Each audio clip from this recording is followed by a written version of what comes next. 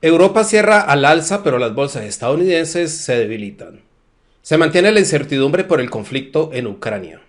Los mercados se preparan para un aumento de tipos de interés por parte de la Reserva Federal de Estados Unidos.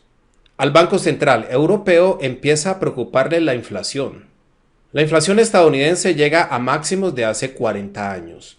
Vamos a ver a continuación lo que sucedió en los mercados financieros durante la semana pasada y lo que nos espera para esta semana con el comunicado de la Reserva Federal de Estados Unidos y del Banco de Inglaterra.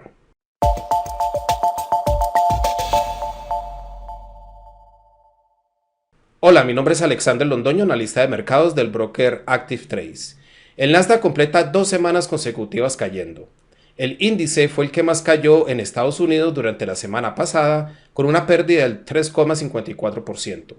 El sector tecnológico ha sido lastrado principalmente por los temores de inflación, el conflicto en Ucrania y la posibilidad de un alza de tipos de interés en Estados Unidos. El S&P 500 cae un 2,88% durante la semana pasada. El Dow Jones pierde casi un 2% durante la semana pasada y se mantiene en la zona de los 33.000 puntos. La zona de los 33.000 puntos es la zona de corrección y se confirma un cruce de la muerte sobre el gráfico diario. El cruce de la muerte se forma cuando la media móvil exponencial de 55 días cruza por debajo de la media móvil exponencial de 200 días y tiene implicaciones bajistas para el instrumento a medio plazo. Las acciones europeas tuvieron un mejor desempeño semanal que las acciones estadounidenses. El IBEX 35 de España fue el que más subió en la región, con una ganancia semanal del 5,46%. El DAX de Alemania sube más del 4% durante la semana pasada. El dólar continúa actuando como instrumento de refugio en medio de la incertidumbre por el conflicto en Ucrania. Su índice completa 5 semanas consecutivas subiendo y sobre el gráfico semanal se confirma un cruce dorado.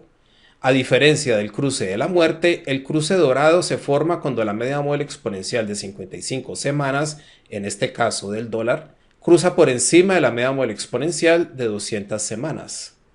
El oro y la plata retroceden a la baja al aumentar el apetito por el riesgo en Europa. El crudo también corrige a la baja, pero mantiene la tendencia alcista.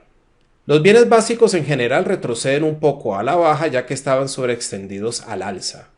Algunos incluso llegaron a máximos históricos antes de retroceder a la baja, como el trigo, el aluminio, el paladio y el cobre. De todos modos, los bienes básicos se podrían mantener al alza mientras continúe el conflicto en Ucrania. Rusia es uno de los principales productores de commodities en el mundo y eso es lo que ha contribuido a que el sector se mantenga al alza. Más de 10.500 millones de dólares han entrado al sector de bienes básicos desde inicios de este año. Tan solo en la primera semana de marzo entraron 2.800 millones de dólares al sector de commodities, lo cual es una cifra récord. La inflación en Estados Unidos llega a máximos de hace 40 años. La subida de los precios de bienes básicos podría mantener a la inflación al alza durante más tiempo. Adicionalmente, la subida de los bienes básicos también presiona a la Fed para subir los tipos de interés. Es posible que la Reserva Federal implemente un aumento del 0,25% de tipos de interés durante este miércoles. De todos modos, se corre el riesgo de que al subir los tipos de interés se frene la expansión económica. El Banco de Inglaterra también podría subir los tipos de interés durante esta semana en un 0,25%. El Banco Central Europeo se preocupa más por la subida de la inflación. La inflación en la eurozona llega a máximos históricos en el 5,8%. Es por eso que Christine Lagarde, presidenta del Banco Central Europeo, quiere acelerar el fin de su programa de compra de activos para poder empezar a subir los tipos de interés. El Banco Central Europeo podría implementar 2 aumentos de tipos de interés hacia finales de este año. Para el lunes de esta semana tenemos las actas del Banco de la Reserva de Australia y de China tenemos las ventas minoristas, la producción industrial y la tasa de desempleo. Para el martes tenemos la tasa de desempleo de Reino Unido, el índice de precios al consumidor de Francia, el sentimiento económico del sur de la eurozona y Alemania, la producción industrial de la eurozona y el índice de precios al productor de Estados Unidos. El miércoles tenemos el índice de precios al consumidor de Canadá y de Estados Unidos tenemos varias noticias importantes como las ventas minoristas, y el comunicado de la Reserva Federal, así como el dato de empleo de Australia. El jueves tenemos el discurso de Christine Lagarde, presidenta del Banco Central Europeo, el índice de precios al consumidor de la eurozona, el comunicado del Banco de Inglaterra sobre tipos de interés y política monetaria, la producción industrial de Estados Unidos y finalmente el comunicado del Banco de Japón también sobre política monetaria y tipos de interés. El viernes tenemos la balanza comercial de la eurozona, las ventas minoristas de Canadá y las ventas de viviendas existentes de Estados Unidos. Vamos a ver a continuación algunos de los activos que acabamos de mencionar para ver cómo se comportaron durante la semana pasada y los posibles movimientos que tengan para esta semana. Tenemos el gráfico diario del Dow Jones y sobre el gráfico diario del Dow Jones podemos ver que la media móvil exponencial de 55 días ha cruzado por debajo de la media móvil exponencial de 200 días formando lo que se conoce como un cruce de la muerte.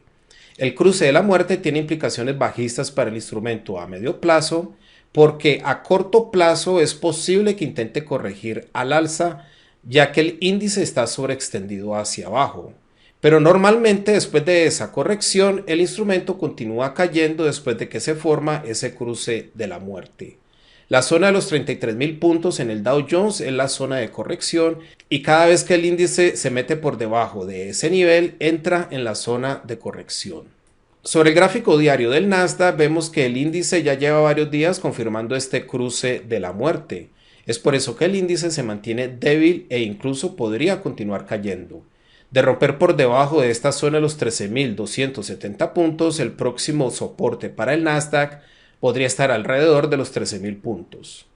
El IBEX 35 de España vemos que ha estado bastante volátil, pero en realidad también se mantiene débil. Durante la sesión del viernes llegó muy cerca de la zona de los 8.384 puntos, pero regresa hacia abajo y cierra muy cerca del mismo nivel de donde abrió. De todos modos se mantiene por encima de los 8.000 puntos y es posible que regrese a esa zona de resistencia, pero la tendencia bajista se mantiene. Y recordemos que podría regresar otra vez a la baja. Sobre el gráfico diario del índice del dólar vemos el fuerte impulso alcista de este instrumento. Durante la semana pasada volvió a acelerar su impulso al alza, pero para continuar subiendo debería de superar la zona del 99.44.